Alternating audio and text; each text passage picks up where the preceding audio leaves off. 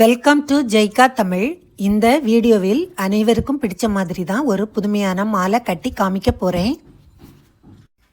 மாலையை கட்டுறதுக்கு எருக்கு செடியின் ஒரே தரமான இளம் பிஞ்சு மொட்டுக்களை பார்த்து பறித்து கலெக்ட் பண்ணிக்கணும். மொட்டுக்களில் விஷப்பால் இருக்கும். அதனால் தண்ணியில் 2 நிமிடங்கள் நல்லா ஊற வச்சு அலசி எடுத்துக்கணும். அதுக்கு அப்புறமா தான் மாலை கட்ட ஆரம்பிக்கணும். எருக்கு மொட்டின் காம்புகள் சில்கியாக இருக்கிறதுனால மொட்டுக்கள் உதிர வாய்ப்பு இருக்குது. அதனால தான் உல்லன் நூல் பயன்படுத்தியிருக்கேன். உல்லன் நூல் வச்சு கட்டும்போது முடிச்சுகள் நல்லா இறுகும், ஒரு மொட்டு கூட உதிராது. மாலை எவ்வளவு நீளம் வேணுமோ அதற்கு தகுந்தது மாதிரி 4 வரிசைக்கு உல்லன் நூலை சுற்றி கட்டிக்கணும். வீடியோ ஸ்டார்டிங்கில் இது ஒரு புது மெத்தடுன்னு சொன்னேன் இல்லையா, அது என்னன்னு இப்போ பார்க்கலாம். தென்னங்குச்சியை வச்சு தான் இந்த மாலையை கட்டியிருக்கேன். இந்த மாலை வளையாது, ஸ்ட்ரைட்டாக இருக்கும். ஆனால் பார்க்க ரொம்ப அழகாக இருக்கும். தென்னங்குச்சியை மாலை நடுப்பகுதியில் வச்சு தான் கட்டி காமிக்க போகிறேன். எருக்கு பூக்கள், மொட்டுக்கள், அப்புறம் வேறு பல பூக்களையும் வச்சு விதவிதமாக கட்டிய வீடியோக்கள் ஜெய்கா தமிழ் சேனலில் போட்டிருக்கேன். சப்ஸ்கிரைப் பண்ணாதவங்க சப்ஸ்கிரைப் பண்ணிவிடுங்க. சரி, இப்போ நாம் வீடியோவுக்கு போகலாம். மாலையை கட்டி முடித்த பிறகு கொஞ்சம் கட்டுவதற்காக இந்த நூலை வெட்டாமல் முடிச்சு போட்டு வச்சுக்கலாம்.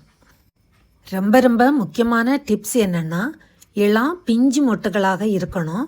பிஞ்சு மொட்டுகளாக இருந்தால் தான் மாலை கட்டும்போது விரியாது. பெரிய மொட்டுகளாக இருந்தால் வெடித்து விரிஞ்சிரும், பார்க்க மாலை நல்லா இருக்காது. அதனால் பிஞ்சு மொட்டுகளாக பார்த்து கலெக்ட் பண்ணி எடுத்துக்கணும். வீடியோவில் நல்லா தெரியறதுக்காக தான் ஆரஞ்சு உல்லன் நூலை பயன்படுத்தியிருக்கேன். இந்த ஆரஞ்சு உல்லன் நூல் மொட்டுக்களை சுற்றி கட்டுறதுக்காக. எருக்கு பூக்களை கவனித்து பார்த்தீங்கன்னா பார்க்குறதுக்கு ரொம்ப அழகாக இருக்கும். இந்த பூக்களுடைய ஒவ்வொரு பார்ட்டையும் தனித்தனியாக பிரித்து விதவிதமாக மாலை கட்டலாம். அப்படி ஜெய்கா தமிழில் மாலை கட்டி காமிச்சிருக்கேன். பார்க்காதவங்க பாருங்கள், பயனுள்ளதாக இருக்கும். எருக்கு பூ மொட்டுக்கள் முத்துக்கள் போல இருக்கிறதுனால இந்த மாலையை கட்டி முடித்த பிறகும் பார்க்குறதுக்கு முத்து மாலை போலவே இருக்கும். எருக்கு பூக்கள் வறட்சியை தாங்கி வளரக்கூடிய சூரிய சக்தி பெற்ற பூக்கள். இந்த பூக்கள் எளிதாக கிடைக்கக்கூடியது. ரோட்டோரங்களில் கிடைக்கும். அதே மாதிரி ஆத்தோரங்கள்லேயும் செழிப்பாக வளர்ந்து நிறைய பூக்கள் கொத்து கொத்தாக பூத்து இருக்கும். அதை பறித்து இது மாதிரி மாலை கட்டி பார்க்கலாம். எருக்கு பூக்களின் ஸ்பெஷல் என்னென்னா, இந்த பூவின் இதழ்கள் தடிமனாக இருக்கும், சீக்கிரமாக வாடாது. அப்படியே வாடி இருந்தாலும் கொஞ்ச நேரம் தண்ணியில் போட்டு வச்சு எடுத்தோன்னா அது ஃப்ரெஷ் ஆயிரும். வட இந்தியாவில் எருக்கு பூக்களை சிவனுக்கு சாற்றி வழிபாடு பண்ணுறாங்க. அதே மாதிரி விநாயகருக்கும் சாற்றி வழிபாடு பண்ணுறாங்க. அதே மாதிரி கிராமங்கள்லேயும் கிராம தேவதைகளுக்கு இந்த எருக்கு பூக்களை சாற்றி வழிபாடு பண்ணுறாங்க. வெள்ளெருக்கு பூக்களை மட்டும்தான் விநாயகருக்கு சாற்றி வழிபடலான்னு சிலர் சொல்கிறாங்க. அப்படி கிடையாது. லாவெண்டர் கலர் எருக்கு பூக்களையும் விநாயகருக்கு சாற்றலாம். வெள்ளெருக்கு பூக்கள் கிடைச்சா அதையும் சாற்றி வழிபாடு பண்ணலாம். எருக்கு பூக்களில் பல வெரைட்டி இருக்குது. நல்ல உன்னிப்பாக கவனித்தோம்னா அதை கண்டுபிடிக்கலாம். எருக்கு செடியின் இலை, பூ, பால் எல்லாமே மருந்தாக பயன்படுது. எருக்கு செடியின் இலைகளை தீயில வாட்டி கால் வலி உள்ள இடத்துல கட்டி வந்தால் கால் வலி சரியாயிரும். எருக்கு பூக்களில் உள்ள பாலை அகற்றி விட்டாலே இந்த பூக்கள் எல்லாம் நார்மல் பூக்களாயிரும். இந்த பூக்களை புரோச்சி, ஜடை அலங்காரம், கார் அலங்காரம், மேடை அலங்காரம் எல்லாத்துக்கும் இன்றைய காலகட்டத்தில் பயன்படுத்திக்கிறாங்க.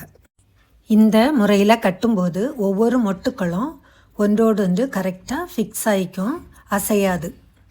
நடுவில் மொட்டை வச்சு கட்டும்போது விரலால் நல்லா டைட்டாக பிடிச்சிட்டு அப்புறமா முடிச்சு போடணும். அப்போது தான் மொட்டுக்கள் ஏற்ற இறக்கம் இல்லாமல் ஒரே அளவாக கரெக்டாக ஃபிக்ஸ் ஆகி வரும். மாலை அழகாக இருக்கும் பார்க்குறதுக்கு. ஒவ்வொரு பூ மொட்டும் எவ்வளோ சீராக நேர்த்தியாக வரிசைப்படுத்தி இருக்குது. பார்த்த உடனே அடடா, இந்த மாலையை கட்டுறது ரொம்ப கஷ்டம் அப்படின்னு தோணும். அப்படியெல்லாம் இல்லைங்க. சரியான முறையை தெரிஞ்சுக்கிட்டிங்கன்னா ரொம்ப ஈஸி தான் இந்த மாலை கட்டுறது. எருக்கு பூக்களுக்கு அர்க்க புஷ்பம் அப்படின்னு இன்னொரு பெயர் இருக்குது. இந்த பெயர் ஏன் வந்ததுன்னா, விநாயக பெருமானை அர்ச்சிப்பதற்கு பயன்படுத்தப்படுவதனால அர்க்க புஷ்பம்னு இன்னொரு சிறப்பு பெயர் இந்த எருக்கு பூக்களுக்கு கிடைச்சிருக்கு. எருக்கு மொட்டுக்களை பார்க்குறதுக்கு முத்துக்கள் போலவே இருக்கும். அதனால இந்த மாலையை கட்டி முடித்த பிறகும் பார்க்குறதுக்கு முத்து மாலை போலவே இருக்கும். விநாயக சதுர்த்தி, மாதந்தோறும் வரக்கூடிய சங்கடகர சதுர்த்தி போன்ற நாட்களில் விநாயக பெருமானுக்கு இந்த மாதிரி மாலை கட்டி வழிபாடு செய்வது ரொம்ப ரொம்ப விசேஷம். விநாயக பெருமானின் அருள் கடாட்சம் பரிபூரணமாக கிடைக்கும். விநாயக பெருமானுக்கு எருக்கு பூ மாலை சாற்றுவது மிகவும் புண்ணியமான செயலாக கருதப்பட்டு வருகிறது. எருக்கு பூவின் மொட்டுக்களையும் தென்னங்குச்சியையும் வச்சு புதுமையான முறையில் இப்படி ஒரு மாலையாக கட்டி பார்த்தேன். ரொம்ப ரொம்ப அழகாக வந்தது. நீங்களும் ட்ரை பண்ணி பாருங்கள். கஷ்டம் இல்லாமல் ஈஸியாக கட்டிக்கலாம். தேவைக்கு ஏற்ப எவ்வளவு நீளம் வேணும்னாலும் இந்த மாலையை கட்டிக்கலாம். மாலை திருங்கவோ வளையவோ செய்யாது. இந்த வீடியோ பிடிச்சிருந்தா ஜெய்கா தமிழ் சேனலை சப்ஸ்கிரைப் பண்ணி வச்சுக்கோங்க. லைக் பண்ணுங்கள், ஷேர் பண்ணுங்கள், கருத்துக்களை மறக்காமல் கமெண்ட் பண்ணுங்கள். பூக்கள் என்றாலே இயற்கையோட அதிசயம்தான். சின்ன பூவாக இருந்தாலும் அந்த பூவுடைய மனம், நிறம், வடிவம் எல்லாமே மனசுக்கு சந்தோஷம் தருது. ஆனால் அந்த பூவுடைய பெருமை கடவுளுக்கு படைக்கப்படும் போது தான் அது பூரணம் ஆகிறது. சிவனுக்கு வில்வம் எவ்வளவு முக்கியமோ, விஷ்ணுவுக்கு துளசி எவ்வளவு முக்கியமோ, அதுபோல் விநாயகருக்கு எருக்கம்பூக்கள் ரொம்ப ரொம்ப விசேஷம். வாழ்க்கையில் சந்தோஷம் வந்தாலும் கடவுளுக்கு நன்றி சொல்லணும், துக்கம் வந்தாலும் ஆறுதல் தேடணும். அந்த உணர்ச்சிகளை வெளிப்படுத்த ஒருமிக்க ஒரே வழி பூக்களை இறைவனுக்கு படைப்பது தான். பூ என்பது மனுஷன் உருவாக்குனது இல்லை, இயற்கை தந்த பரிசு தான். காலையில் மலருது, சாயங்காலம் வாடிடுது. ஆனால் அந்த குறுகிய வாழ்க்கையிலேயே மனம் தருது, அழகு தருது, மகிழ்ச்சி தருது. அப்படிப்பட்ட ஒரு பூவை இறைவனின் பாதத்தில் கொண்டு சேர்த்தாலும் ஒரு புண்ணியம் மனுஷனுக்கு சேர்ந்துருது. அது மாதிரி ஒவ்வொரு பூவையும் நாம் கைகளால் எடுத்து இறைவனை நினச்சி மாலை கட்டும்போது கெட்ட கர்மாக்கள் தொலைந்து பல புண்ணிய கர்மாக்கள் சேருகிறது. அதனால தான் மாலை கட்டக்கூடிய பூக்கைங்கரியம் ரொம்ப ரொம்ப விசேஷமாக சொல்லப்படுது. பூக்கள் என்ன பூக்கள் சாயங்காலம் ஆனால் வாடி போகுது அப்படின்னு நினைக்காதீங்க. ஒரு ஃப்ரெஷ் பூ இருந்தாலே மனசில் உள்ள ஸ்ட்ரெஸ் நீங்கிரும். அவ்வளவு பவர்ஃபுல்லானது பூக்கள். பூவின் மனம் போல நம்ம வாழ்க்கையும் மனம் வீசட்டும். பூக்கள் மலர்வது போல நம்ம பக்தியும் மலரட்டும்.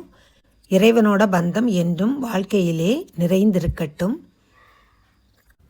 பூக்கள் இயற்கையின் வெறும் அலங்காரம் அல்ல. பூக்களை பார்த்த உடனே வரக்கூடிய ஒரு சந்தோஷம் இருக்கே, அது இறைவன் நமக்கு கொடுத்த சிறப்பு பரிசு. அதனால பூக்களை பார்த்து ரசிக்க நேரம் ஒதுக்கி கொள்ளுங்க. அது நமக்கு சந்தோஷம், ஆனந்தம், அமைதி எல்லாம் தரும். இந்த வீடியோ பிடிச்சிருந்தா லைக் பண்ணுங்கள், கமெண்ட் பண்ணுங்கள், சப்ஸ்கிரைப் பண்ணுங்கள். இதுபோல் எருக்கு மொட்டுகளை பயன்படுத்தி மாலை கட்டி விநாயக பெருமானுக்கு சாற்றி வழிபாடு பண்ணுவோம். விநாயக பெருமானின் பேரருளை பெறுவோம். அடுத்த வீடியோவில் அழகான தலைப்பில் மீண்டும் சந்திப்போம். நன்றி.